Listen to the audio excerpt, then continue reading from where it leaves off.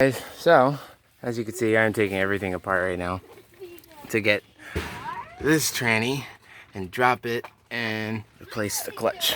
I am so close. Got everything took apart. And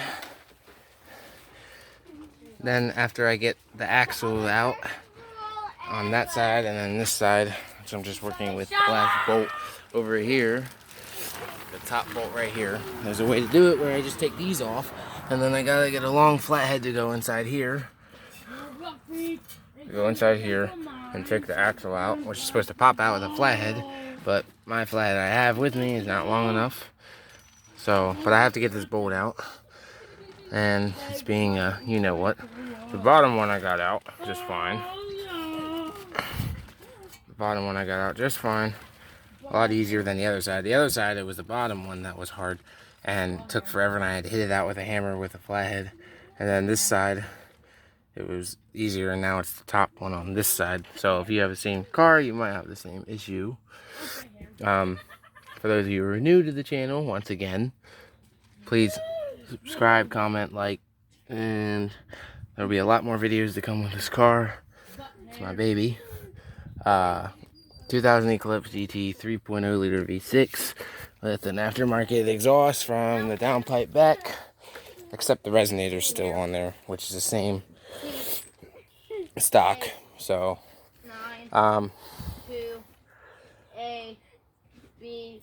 yeah, hopefully I will have this done tomorrow, and then I can drop the tranny tomorrow, put the new clutch in, which is over here. There's a new clutch. Got everything I need for it. It was only a little over, about 250, 260 with tax. So you can get a decent clutch kit for cheap, and it comes with everything you need. But you have to remove everything that is connecting to the transmission to drop it. So you have to make sure that's all down and gone.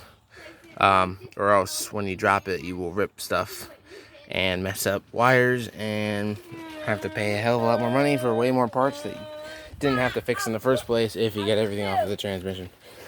So I will go over, I removed the battery, obviously. I removed the battery holder, the bracket, and the plate. I removed this for the clutch fluid for the master cylinder, which is right here. And there's a line that goes right to here. You have to disconnect all that. There's only 2 bolts that go right here, and right here's the 2 bolt spots. And then I removed the 2 bolts for this piece right here that I'm wiggling. It goes right here where I had the bolt still in, and then the other one I had the bolt right down in here underneath this. And this one has a clip on it that you have to take. You have to take the clip out, and then you have to take the washer out. And you just pop it off. Make sure you remove all connector pieces, which are right here. You got to remove the air intake, and you got to remove a couple more clips. And then this is fine, it can just sit here.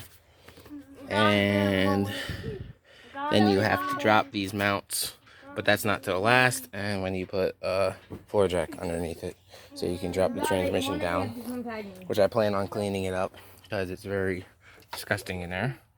As you can see, eclipses are known for burning oil.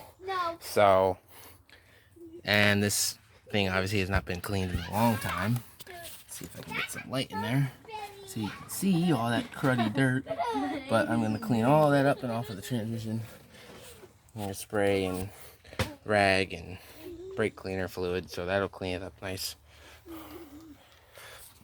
And you definitely want PV blaster or all.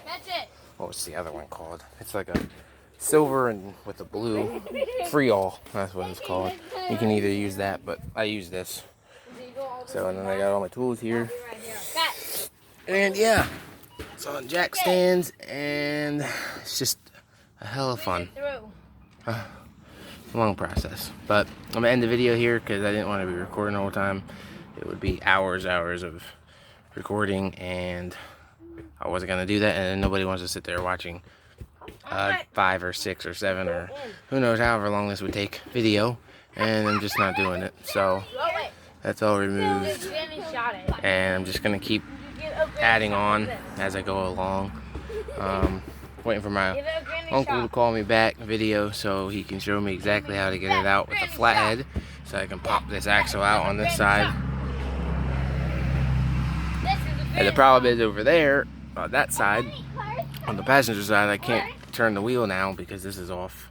So I can't turn the wheel like I could over here, which I already did, to easily get to the bolt better and get it out of there easier. But obviously I don't have air tools, so I can't use an air gun and easily get it out a heck of a lot easier and smoother, and it would be already out and I'd probably have the axles out already.